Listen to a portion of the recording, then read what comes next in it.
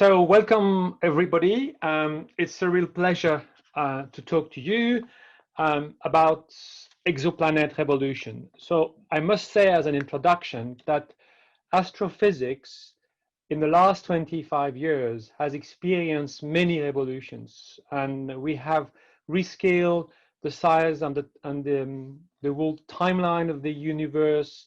We have detected new messenger gravitational waves, and we have expanded our view, detected plenty of planet under the stars. So this is about that topic that I will be talking about. So why is that a revolution? So if you move to the next slide, what you will grasp is just the complete change of perspective that happened in the 25 years. So we have moved from the fact that we were the only system with planet that we were aware of to situations where we have now plenty of planet that has been detected on other stars. So there is various techniques being used to detect these planets. I'm not going to spend really much time to discuss that, but essentially we can detect the mass of this planet, we can detect the period of this planet, we can detect the size of this planet, and depending on the technique being used, some are better to access one parameter on the other.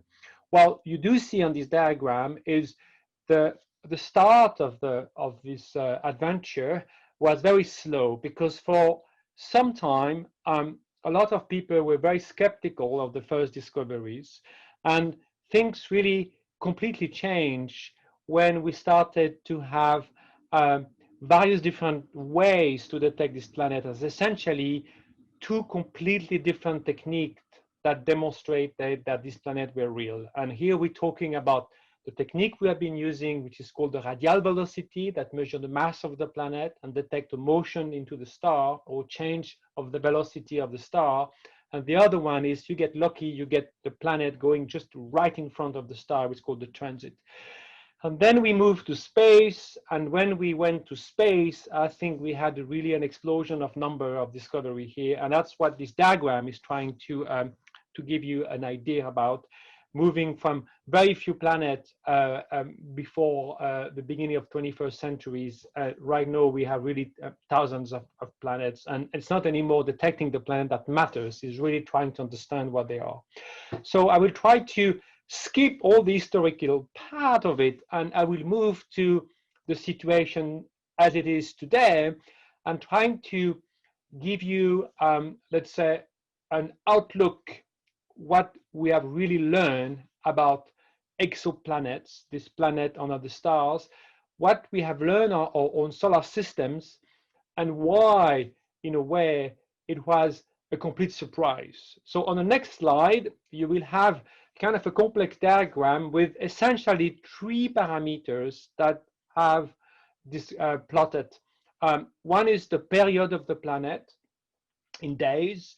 The other one is the mass of the planet on the bottom compared to the mass of the Earth. So, and then on the top, you have the size. So the scale is a bit strange. It's called logarithmic scale. So, but doesn't really matter here for the diagram I want to show you. Now, what you can recognize on this diagram is Jupiter. There is a tiny Jupiter you would see corresponding to the period and the size and the mass of Jupiter. And you also have, if you look carefully, the Earth and Venus. And I think what is striking here is to look at all the other points on this diagram that are essentially all the discoveries that we have made. The color of the point depends on the technique being used. I don't think it's relevant to discuss it right now. But what is relevant here is, and even striking, is to realize how different are all these planets that we have detected compared to the solar system planet that we have here on this diagram, essentially. So we have on the top, on the short period on each of this diagram, what we call the hot Jupiter. That was, the first of them was a hot Jupiter. We're talking here about object of about the size of Jupiter or the mass of Jupiter that orbiting at very, very short period. And these were the first planet to be detected because they are just the easiest to be found. And that planet was very difficult for the community to accept because it was so different from the one we had in the solar system. So it took essentially 4 years until we had the transit of one of them to convince the community. And that was really an interesting beginning, because everybody was expecting to find planet like our own solar system. But at the end, we started the show in a way about opening this field by finding a completely awkward planet. And to be true and to be frank here, it came as a surprise to us as well. And when we produced the paper, we essentially spent a lot of the time in the paper not describing what we had done, but trying to explain what it could not be. And we come up with this kind of awkward conclusion saying, well, we're very sorry to tell you, but the only explanation we come up with this kind of awkward planet is a planet and nothing else. So we have to then revisit a little bit the formations of the solar system. Now, the reason why it was a problem at this time is because the basic mechanism to form a planet like our own Jupiter is essentially a two-stage process. First, you have to get a core, and the core has to be massive enough that he will attract and trap all the gas which is around. This is happening early on in the formations of a star and a planet. And the reason why it has to come very early on is because the lifetime, or the time the gas can stay around a star without being ejected or being swallowed by the star, is just a few million years old, which is very nothing in terms of astrophysics here. So the challenge when you build a planet of the size of Jupiter is everything has to be efficient and quick to get all this gas around to make Jupiter. Otherwise, you just end up with a small planet like the Earth. So in the formation mechanism of these giant planets like Jupiter, I think the assumption is the efficiency of the mechanism can only happen to some distance from the star. The reason being that to have this kind of core quickly build up, you need to start with icy objects because they glue very rapidly.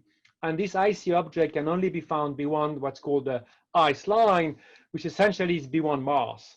So this is something that fit very well the formation of the solar system. And that's something that we have kind of assumed it would be valid for all the system, all the other planets. Well, when 51 Peg was found, it pointed to a failure, a major failure into our understanding of the formation of the planet. And things became even more dramatic when we started discovering smaller planets. And if you start from the hot Jupiter that on this diagram and you go down in size and mass, you realize that there is a population of objects that we used to call right now super Earth or mini Neptunes or Neptune or hot Neptunes that have the same problem. These objects, they don't have counterpart really in the solar system. They're much too close, they're much too hot. So how come you get this object here that we don't have in the solar system? So the whole formation theory, the whole understanding of the formation of the planetary science has been quite shaken at that time. And people realized that they had missed a couple of ingredients to explain the formation of planets. One of them is there is way more dynamical interaction at the very early stage between the seed of a planet, which we call the planetesimal, and the disk. And these interactions then creates a lot of motion into the protoplanetary disk. That's the name of the structure at the beginning. And then can easily move the planet. Now, it opened up another question. So is then if there are so many motion then early on, and if you're finding so many planets very close to the star, so what about the solar system itself? How come are we so different? And I must say that this question is still a question mark right now, because it's easier to detect planet on short period. So the one on longer period are much more difficult. Well, if you pay attention to the diagram, especially on the one on the bottom, if you look at the planet which would qualify a giant planet, well, the one that have the mass of Jupiter and or on long period, beyond 2 or 3 years of orbit, we do have some of these detections of some of these objects here, and we do have found Jupiter the way we understand them. Well, what is striking, if you move up to the one on the top, when you have the size, we have little measurements of the diameter and the size of this planet. And the reason why, because the technique that we're using here, which is called transiting technique, is only sensitive essentially to the short period planet, because the likelihood that you are properly aligned to have a transit happening is very rare. So that's why we have very few of this object, and we cannot really compare exactly the same, but we do have some of them. So what is interesting right now, if you move to the next slide, is to have some numbers of the likelihood of each of this, let's call them population of planet. Well, you realize when you do the statistics that this hot Jupiter, this big planet of the size of Jupiter, but very close and hot, they're very rare. It's only a few percent. We have found a lot of them because they're so easy, but actually when you do the math and you really account for the many stars you have, you come up with a very small number. So on the next slide, you come up with a completely different number. Is if you do the same statistics, but on this population that we call the super Earth object, the hot super Earth, there is plenty. So we come up with this awkward conclusion then that the vast majority of the planet orbiting other star, they are different from the solar system. They are small planets. We do have some small planets. Clearly, there are planets here that have about the size of the Earth and the mass of the Earth, but they don't share at all the same experience than the Earth in terms of irradiations, because they are extremely close to the stars. When a planet is 1 or 2 days orbiting a star, the amount of irradiation that the planet receiving from a star like our own star, like the sun, is so high that the planet is at 1,000 degrees. It's kind of a lava planet. So they are very different in terms of global surface, but they are in a way similar in terms of size and mass. And that's a very interesting question to ask, is how much do we have planet exactly like the Earth? And due to this limitation and difficulty to detect them, this is what we have right now. So on the next slide, there is an interesting number, is the typical number we have found of planet like our own Jupiter. Let's call them warmish or cold Jupiter. Then we come up with a number which is interesting, which is of the order of 10 to 50%, 15%. So it seems that if you assume that Jupiter is a proxy of a planetary system like our own, we're not completely rare. There is still some chance that there may be planetary system like our own on other stars. But that's not the most common scenario. It will be only a limited number of stars that will have it. Anyway, we have so many stars that at the end it makes a lot of systems. So that's one of the big understanding of the last 25 years, is the planetary system are different from what we had in mind by looking only at our own planetary system. Now, on the next slide, there is a very interesting diagram that tried to put some astrophysical content into what are these planets. So essentially, we collapsed the size and the mass of the planet together, because some of these planets do have both measurements. So it opens up the direct measurements of what we call the bulk density, and the bulk density gives you a hint what the planet is made of. You have three overlay here, a gray line, a curved line, that is where you would expect the density of a Jupiter-like planet, a planet like Jupiter, to lie. So you can move around the mass and the size. The planet will be around this kind of line here, which essentially tell you there's a lot of gas. And the interesting understanding we have right now is most of the hot Jupiter we have found, they all lie on this diagram above, which means the density is less than Jupiter. So there is some kind of inflation mechanism happening for this giant planet, which is likely due to the fact that they experience an immense amount of energy due to the fact that they are so close to the star. So there is so much energy beaming on the planet that it changes a little bit the structure and make it a bit more inflated. So it's not directly the heat, it's just you change a little bit the physics going on in the atmosphere of this planet because of the amount of energy beaming on the planet and make it inflated. It's not completely understood, but there's a couple of interesting physics going on here. Now, when you move down the diagram in size and the mass, you experience two kind of thresholds. One of them is if you consider a planet that would be made entirely on water. So it's a bit of non-realistic a planet in the sense that the planet is made of layer. There is a core, an envelope, and an atmosphere. So you don't really have a compact planet made only of a single entity. But it gives you some idea of where is the density of such a planet. And it's very interesting to compare it with the density of a planet that would have the same kind of structure than the Earth. So essentially, the Earth has a dense core, which is essentially iron. Then you have a big mantle, and you have a tiny atmosphere, tiny envelope atmosphere here. So the Earth is the one on the bottom, the greenish one.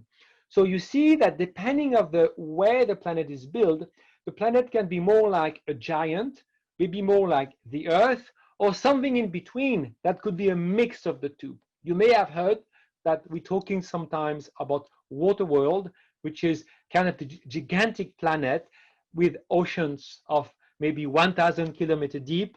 And I can tell you, when you have 1,000 kilometers deep of oceans, the nature, the structure of the water is not the same at the bottom because of the pressure. When you put a lot of pressure on the water, you end up with something different, which is called hot ice. And there's a lot of interesting ice studies being made. Some of these objects are known. We know a bit what it looked like because of the study of Neptune. And Neptune, in a way, he's not that far on some aspect of to be seen as a water world in a way.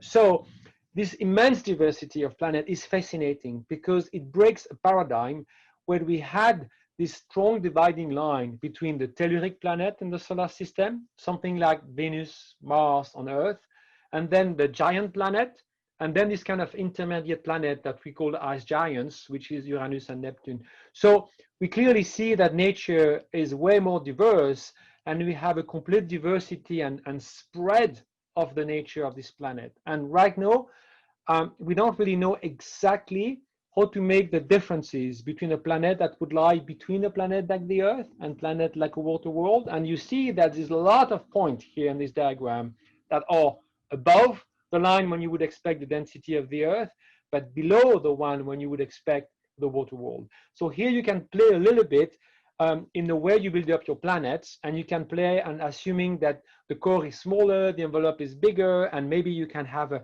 very thick atmosphere with very deep oceans. So you can imagine all the sci-fi planet you have in mind, and they would essentially be able to be fitted into this diagram. So the immense diversity of the nature of the planet was the second big findings of the last 25 years. And this has also triggered a lot of study about the physics and the nature of how a planet is built and made. And again, we're reflecting this on the way we understand the planet of our solar system, because in this case, we can send probe and there is much more detail we can extract from this planet. Now, how can we do better? So on the next slide, I will give you a little bit of an idea how we proceed here. So this is what we call a light curve. This is what you get if you observe the flux from a star with a transiting planet on the top. So the time is here phase, what's called orbital phase. You can think about the orbits of the moon, the orbital phase on the moon. And you have an event, which is phase at 0 here, which is a transit, which is when the planet goes in front of the star. So in a way, you have a part of the star that you don't see anymore. That's why you lose flux, because part of the flux from the star cannot reach you. There's a shadow, the planet acts as a shadow. So there's another time when the planet is behind the star. In this case, you only see the star essentially. It's called a secondary eclipse. Now, if you look at the bottom, this is a very interesting event, because when you think about what is the flux from the star, you realize that the time when the planet is behind the star is the only moment when you see only the star and nothing else. So it set the threshold of where is the flux from the star. Now, if you think about that and you look at the diagram, you would see that the measurement that we're making seems to be, it's clearly, above the standard flux from the stars. So practically, anything which is above it comes from the planet. So it gives you an idea that by using this, and there's a lot of tricks you can do with this kind of diagram. You can do that in different color. You can do that using spectroscopy. You can extract the flux that comes from the planet.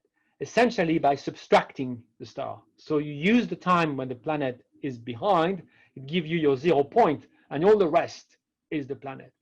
By doing that, we extract information about the atmosphere of the planet.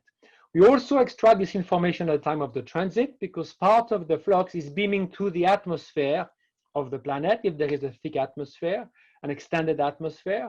And it's a bit like when you have the sunset. You see the color of the sun changing. So we have the same effect. The light going in front of the atmosphere is affected. Some of the wavelengths are blocked or diffused.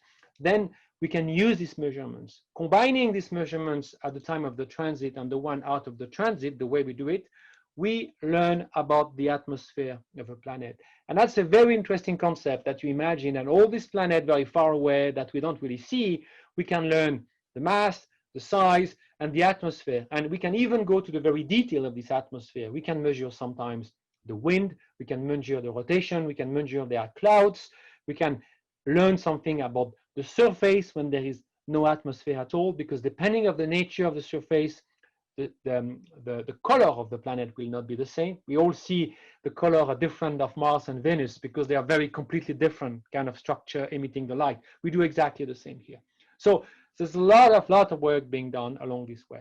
Now, there is another interesting ingredient here is we have a lot of short-haired planets, and it came as a surprise, but it's also a gift for us because it opened up a concept which is interesting, in a way fascinating, which is a concept of habitable zone. On the next slide, you will have this habitable zone concept. It's essentially said, if you take the sun, there is a region where if you get too close to the sun, you will evaporate the water forever, and there will be no life at all on Earth. If you move too far away from the sun, the Earth will become so cold, then you will freeze the Earth, and there will be no liquid water. So the definition of this liquid water region is called the habitable zone. Well, it depends a lot of the atmosphere you're using. So it can change if you change a bit the nature of the gas you have in the atmosphere, but essentially this gives you some kind of boundaries here. Now, the problem we have, and if you move to the next slide, you will see it, is most of the planet that we have found right now, if I can get the next slide, most of the planet that we have detected, they're lying on a short period. So because of this diagram is setting the distance to the stars, they're all in this box. So essentially, if you consider a star like the sun, sun-like star, most of the planets we have detected are not in the habitable zone. So if you ask the question whether there may be life or this, then there's no reason there would be, because there's no water, and water seems to be an essential ingredient. But there's a little bit of a trick, because most of the stars you have in the galaxy, they're not like the sun. Actually, when you have way more stars, smaller, and it means cooler than the sun. And that's what this diagram is trying to picture. On the vertical axis, you have the mass of the stars. So you can get down quite a lot, and you can end up for the smallest stars with only 10% of the mass of the star compared to the sun. Now, if I can get the next slide, if you consider all the planets we have found, which are in this box here, you will realize that you're crossing the habitable zone. Because of course, when you move down into the mass of the star gets cooler.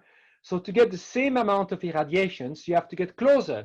So this habitable zone is getting closer and closer and closer when you move down to the mass of the star. So it opened up the possibility to actually look for life on these planets, because if you use stars much smaller, then you can scale down the solar system. And if I have the next slide, you have the very extreme system of Trappist system, which is well known. So the diagram on the bottom gives the actual size of Trappist systems compared to the solar system. You see, Trappist is very, very close. It's within the orbit of Mercury. But because of the star Trappist, which is very different, it's a cool, small M stars, how you call them, then when you redefine the habitable zone, you stretch it, and on the figure above, you see the corresponding thermal profile you have, and you realize that it kind of matches the solar system in thermal profile, at least for 3 of these planets. And most of these planets, they look like to be like the Earth. So this is how we are finding planets for which we're asking the question whether there's life in astronomy today. Is using these tricks is a combination of the fact there's plenty of this system, but also because we can shrink the definition on where is a good area to be, possibly to sustain life. Now, on the next slide, I would like to open up a little bit some other perspective. Now, I mentioned life here because it's a very an ongoing subject of research, but I would like to explain how we're doing that. So from the biologic perspective, life is a mechanism, if you want, or is a feature which is defined by a couple of characteristics. Essentially, you need some way to keep the information, which is the purpose of the genomes. You have to find some way to bring some energy, which is the purpose of the metabolism. You have to find a way to have some functions that is operating in a way gears, if you want to compare with a car. And that's the purpose of a catalyst. And you have to make sure you don't disperse this. You have to maintain this compact, and that's the purpose of the membrane. So this biological definition is what it is, what we understand the life, but it is not practical in terms of definitions for astronomy, because we're never going to do that. The only thing we're going to do is on the solar system is to look for maybe life and bringing some element to study life on Earth for being studied, going to Mars, going to Venus, and bring it back. But there is no way we're going to do that, at least for a long, long, long time, with these other planets. So how are we going to deal with that? So on the next slide, I give you a little bit of a hint. What is the perspective on this? The only thing we can do, and I hope I convince you, we can study the atmosphere of this planet. This is a fascinating topic because life is imprinting the atmosphere on Earth. Essentially, why there is so many oxygen on Earth is because of life. Now, oxygen is not the end of it, because actually to understand this, you have to understand the whole geophysics mechanism on the planet, and you have to consider the geophysical with the life at the same time. So I just for the purpose of this discussion, bring this very nice diagram for Wikimeters that is trying to explain that you can produce oxygen as well without any life just by playing a little bit with the geophysics of the planet. So we're trying to move down right now from the biological perspective into more a comprehensive view. What can we learn from the geophysics of the atmosphere, assuming that we get as much information as possible about the planet? It means including atmosphere of them. And that's a very fascinating perspective because it's opened up a lot of questions. Is what are exactly the molecule we should be doing, and what is the best way to address, to observe these molecules? But it's a complete new picture. But then the difficulty we have is how we're going to match it to the biology. And recently there has been progress on that when the people from the biology perspective started to talk with the astronomers and the geophysicists and try to understand how can we work together here. And that's the purpose of my next slide. We're trying to build up what is called a universal life model, because at the end you cannot decouple the two. Astrophysics is the landscape. A planet is an astrophysical body. There is a lot of delivery. The chemistry of a planet depends on what you have, depends on the geophysical building up on the planet. But at the same time, you have to use some hint about the pre-biotic element that is being used for life. And this is to give you an idea of one of these models which has quite a lot of success right now because it's being tested in labs, and there's a couple of experiments where you play with very simple ingredients. You assume that life, in a way, should be easy to form on the planet because it happened very rapidly at the beginning on Earth. And you try to focus on the known prebiotic element that we have. And we use something which is kind of in a way surprising, is the fact that life is built up on only 20 amino acids.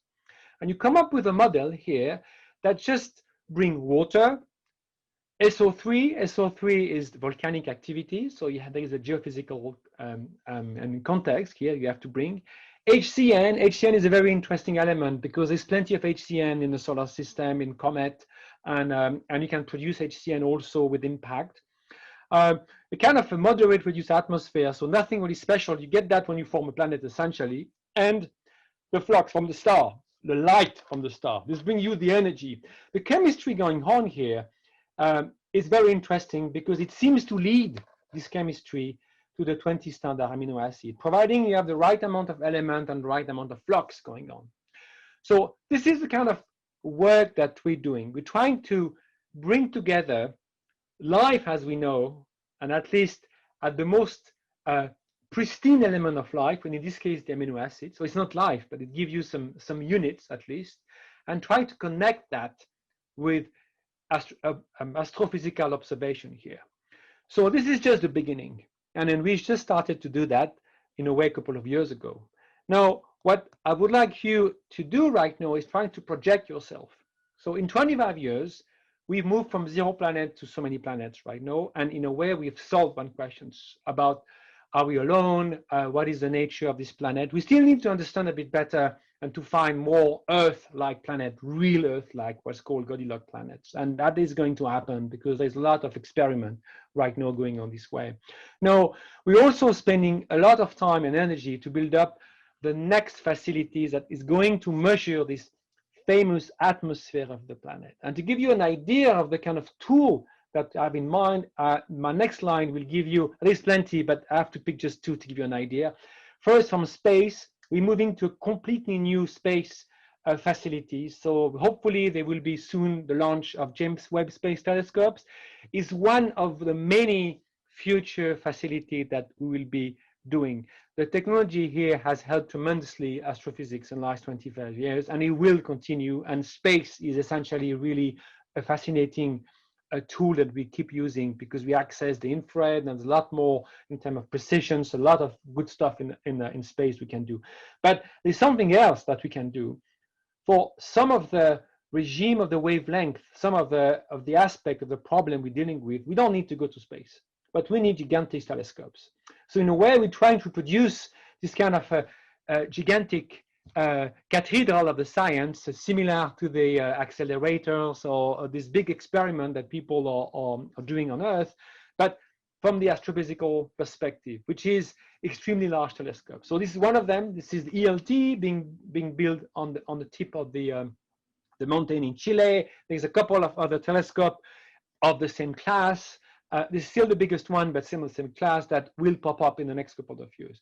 So in this case, what you do here, you have access to a lot more. First, you can zoom in much better, but also you have access to way more information that we had in the past with, let's say, small telescope of 8-meter class, which is already quite big, I can tell you, when you're next to this kind of telescope. So this is where we're going, and that's not the end of it. That's what is going to happen for the next 25 years. But later on, there will be another series of facility moving around. So I think we are living an extraordinary time where by opening up the first discovery of exoplanet, we have done in a way more.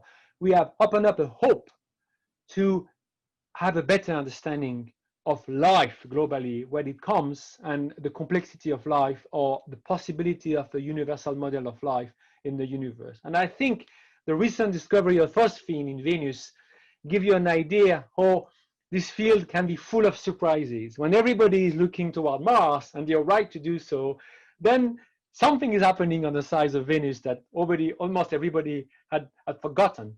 So this is what it is. This is the beauty of the science, and it gives you an idea that with facility like that and the number of planets that we are about to find and we're finding these days, what are we going to find and what the future will be tomorrow and what surprises we have. And quite often I get these questions, I mean, how long should we wait for detecting life? And I always this answer, I say, well, who knows? Maybe today there is someone in the lab doing that. And in a way, the phosphine story, I mean, was in a way right on that sense. Or maybe it will take 20 years, but who cares? I mean, the question is amazingly exciting, and we are now on his way to find it. So thank you for your attention. I hope I give you a kind of a nice outlook how fascinating is the field, and to give you an idea where we're going into the future of this field. Thank you very much.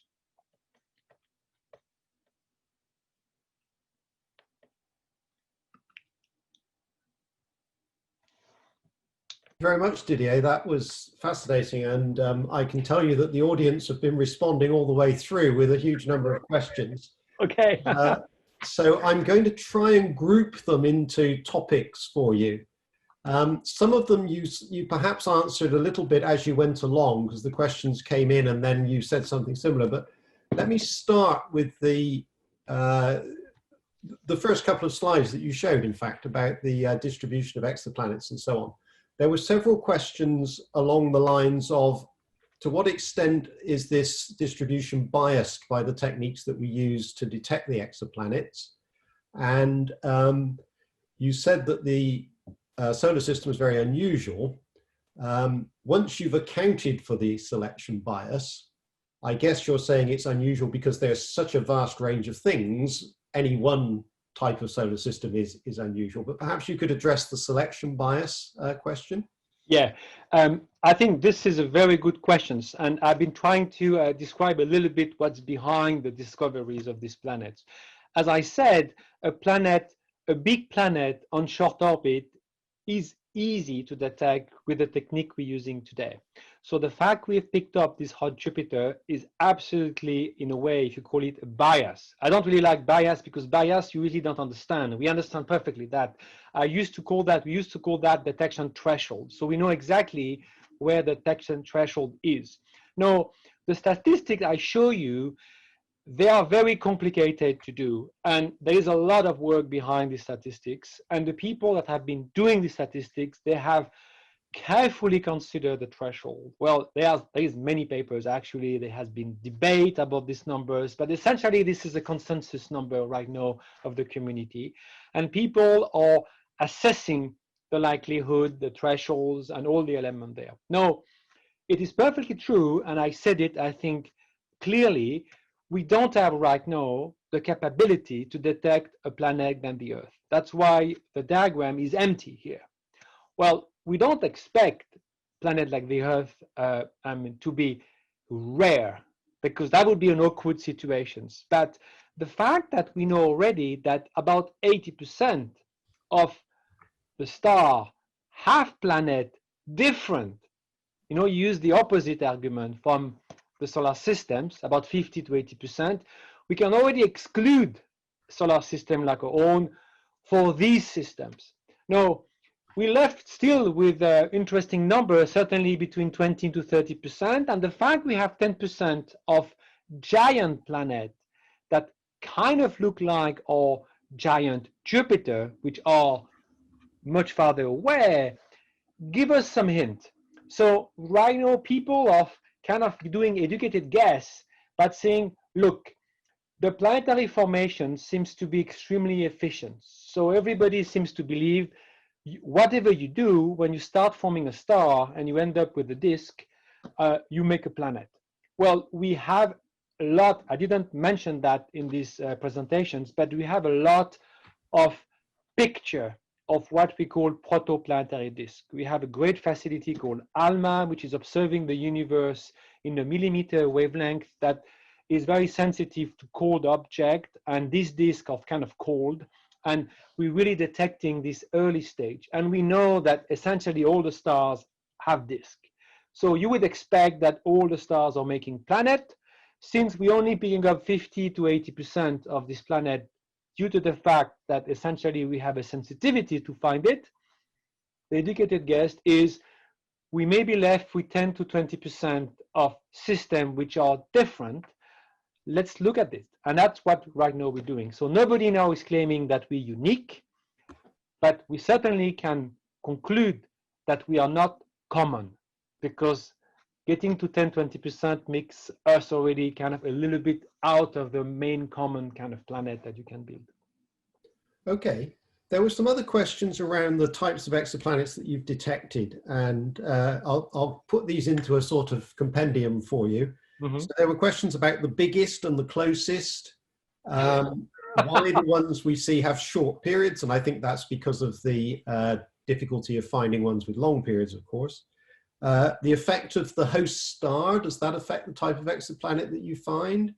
And the fact that there are many binary stars, does that affect the probability of finding exoplanets? And finally, somebody very erudite picked out an outlier at 100 Earth masses and 1 Earth radius, and they would like to know if that is a strange planet. Sorry, what is the parameters? What parameters? 100 Earth masses and Okay. 1 Earth radius. Okay, right. Okay. So Well, there is a lot of question here. Okay. Maybe so just start with the sort of biggest and closest kind of thing. Okay. So we have very close planet. I don't know by heart like that, but I think that it should be 0.7 days, and that's a planet which is about like the Earth. It's a roasted planet. There's 55 Cancri E, which is, we know, a lava planet. We have detected some pictures. I don't think they meant closest to our star. To its star. I think they meant closest to us. Oh, okay. So the closest star to us is Proxima, is the Proxima system, and there has been a clear detection of a planet on one of the stars. Proxima, it's a multiple system with many stars together, and on one of them, actually the Loma stars, there is a clear evidence that a planet is orbiting. I don't remember. A planet is not far from the mass of the Earth, and maybe 8 days, I think, is the period. There is also a hint that there may be a planet on the other stars of Proxima, which are much brighter, and one of them is very close to the sun, but it has been recently discarded. Well, I do expect that there will be planet, and again, I mean, it's just a matter of size, because really the understanding here, it would be very awkward not to have a planet on the star. So, but clearly, assuming that all the stars have a planet, pick your star that you like, and then it's very likely we found. There's another star that people would very like us to find a planet, which is the planet of Carl Sagan, which is also a very nearby system, because it's a star like the sun, with Tau Ceti, and Tau Ceti is used for his book, and also the movie Contact. Then there has been a claim of the system here. People are not that sure, but sooner or later, I would be surprised we don't find a planetary system on Tau Ceti as well. Okay, that's about the closest. Now, what about the impact of star? Well, that's perfectly true that these planets very close to the star are being roasted. I mean, physically speaking. So, and then depending on the structure of the planet, the reaction will not be the same. If you imagine the planet is of low mass and have a weak atmosphere, it's very likely that the atmosphere will not survive. The planet will just disappear because of the fact of the energy coming from the star. Just by the wind, just the kinetic of the wind will be enough to blow the atmosphere apart. Now, we have evidence of Jupiter, giant planet, very close, with material being ejected from the planet. But this material is just a little bit of the amount of material of the planet, and certainly the planet can survive entirely lifetime of the star without losing too much of the atmosphere. But there are clearly planets that we do think are the remainder core. So you end up with maybe a planet like Neptune's, but it's too close, so you lose the atmosphere and you end up with the core of Neptune. And there is all the possibilities in between, when you have only a fraction of the atmosphere, which is the lightest gas that you lose, and the hydrogen will be the first one to lose, and then after you have the helium, and then you may keep the carbon, the CO at the end, because it's heavier. So there are all the possible combination you can get, but yes, there is definitely a lot of interaction between a star and a planet. And I just want to remind you that even in the solar system, we have a lot of interaction between our sun and just our planet. And this is a topic of study. This is why we're sending probe to study carefully this environment and the solar environment, because it has an impact on the atmosphere and the evolutions of the climate on the Earth on the long term. Okay, we're getting more questions than we're answering, I'm afraid. But there's, unsurprisingly, there's a whole cluster around around life. Good. So first, I think there are some questions about how many planets do you think might be Earth-like in our galaxy? How many might have habitable zones? Mm-hmm. And then there's a second group, which I would class as chemistry questions. Given what's been seen on Venus, how does that affect your view of what could cause life? People are saying, you know, well, life only seems to originated on Earth once. There's only one tree of life, but are other chemistries possible? Yes. So there's a cluster of questions around that. Sort of how many Earth-like planets are there? How many habitable planets are there? And what about the chemistry? Okay, so there's a lot to say here. Okay, let's start with the easy one. The habitable zone is a very practical definition. So, you know, where you can take any planet, you go on the NASA archive, you compute the flux, and there must be right now a big fraction of the planet that would fit within the habitable zone.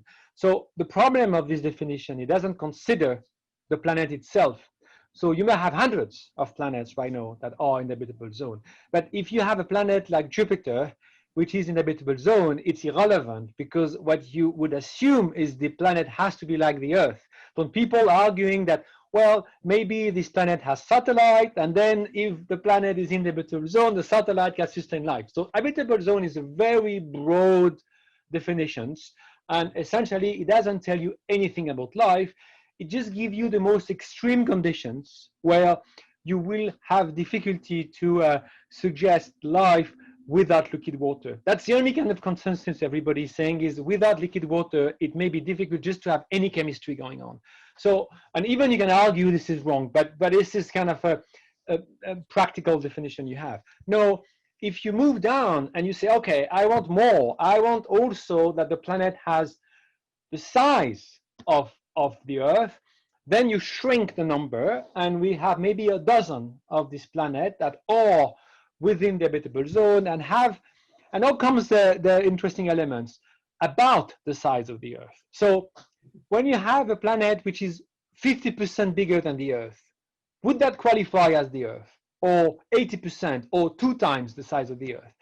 And then this is a difficult debate, because then you're asking about the geophysical nature of the planet. And as I demonstrated, there is really a diversity of planets that sit within this regime of 1 to 2 Earth size and 1 to 10 Earth mass that could well be like the Earth, or could also well be like Neptune's, because of the intrinsic diversity of the structure of this planet. So nobody is sure right now. So if you have a strict definition of it has to be 1, then you will end up with extremely few, maybe 1 or 2.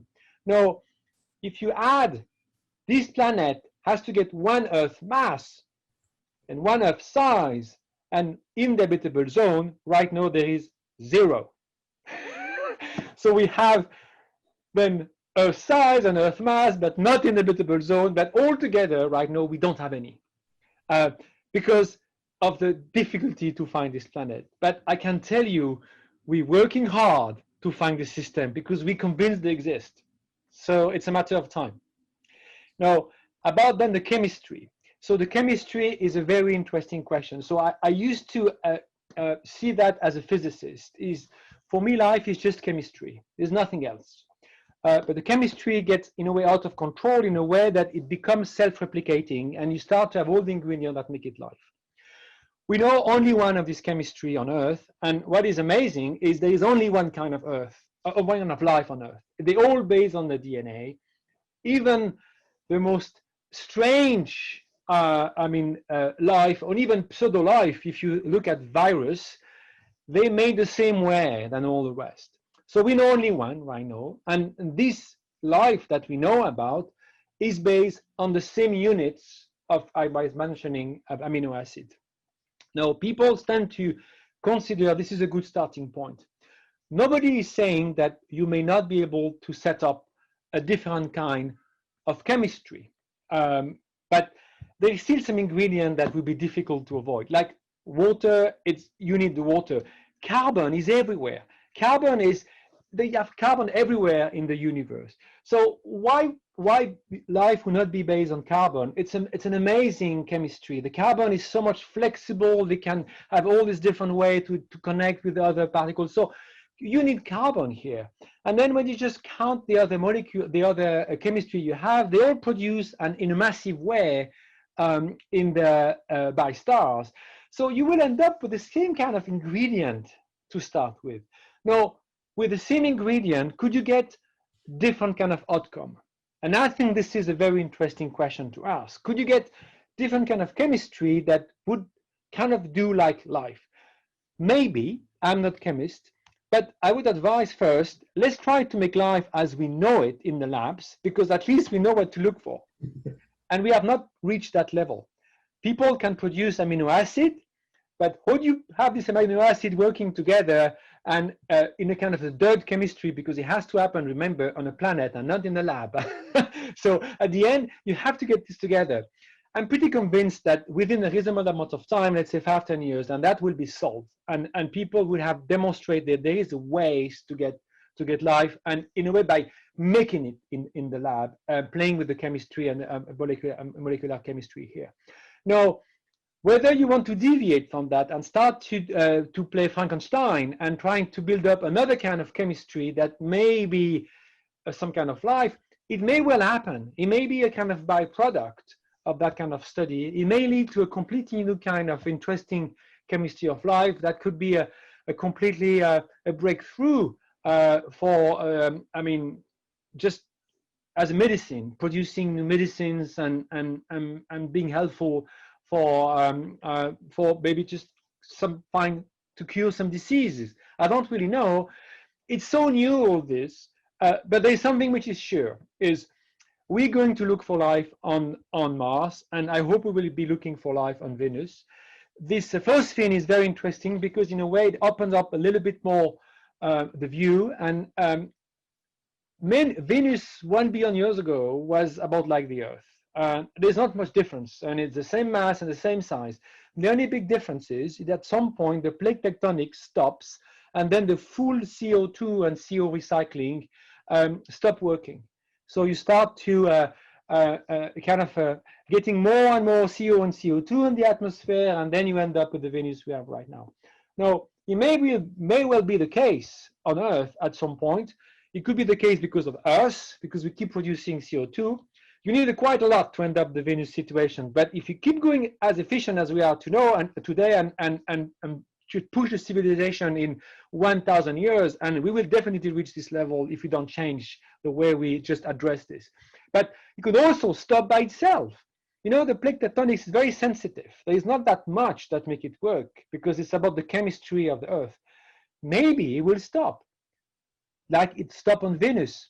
Who knows? So this is something I think fascinating to put that into context and to look at the Earth and about life. Now, the fact we may have identified a possible product of life, I think is fascinating, because let's imagine it's intrinsically produced by some bacteria somewhere floating around, and I think that could be tested. Just saying, it's much easier to fly to Venus than to fly to Mars. Well, the challenge here is to stay above the ground, otherwise you would be diluted into the acid on the ground. But you can imagine balloons, and I'm sure people doing a space program will be creative enough to find some ways to do that. Let's imagine really we did it, and we found bacteria that they have the same DNA than us. Well, what does it mean? Life started on Venus and went then on Earth, or started on Earth, went to Venus, or started at the same time and came up with the same recipes? Or is it going to be a little bit different? I think these are fascinating, and we are about to change entirely our perspective on life in the next 100 years by the fact that we will be bringing this stuff back to Earth and to study, and we also be experiencing plenty of different atmosphere of planet, and in a way what we have in a limited way on the solar system, because there's a limited number of planets, but we can get in a great detail, we will compensate by having zillions of possibilities to look at other planets. We'll not do the same study, but we will have way more diversity maybe to explore, and who knows what we're going to find. I mean, this is the beauty of science. So we're almost out of time now, Didier. I think we've got 1 or 2 minutes. There's, I think, something like 50 questions we haven't answered, but there is one that sticks out, which is, what do you think the next big step is, and what do you think the impact on society would be if we discovered life elsewhere? Oh, it's difficult again to predict the next big step. As I said, there is major facility being built up. There is a lot of missions going to Mars, and there will be missions going to Venus. And we should expect big surprises coming for all these missions, because life is now seriously in the agenda on all main agencies, and there's a lot of people working on that. The more brain you have, the more surprise you will get. So I will really expect big news coming up on this, and maybe tomorrow, maybe in 20 years, it will be obvious that there is a trace of life, maybe extinct right now, but there were life on Mars, and maybe we're going to find there is actually living bacteria in the cloud of Venus. That would be just amazing. Astrophysics, again, is living a golden age right now, because we have make a big step into the facilities we're using to explore the universe. So, and it's applicable also to the deep universe, the origin of the universe, black holes, and all this. So there's really a lot of attraction by the field, and we see that in physics. There's really a lot of people going to physics because they're fascinated by these big questions. So we're really going to big questions in a way, on a very practical way.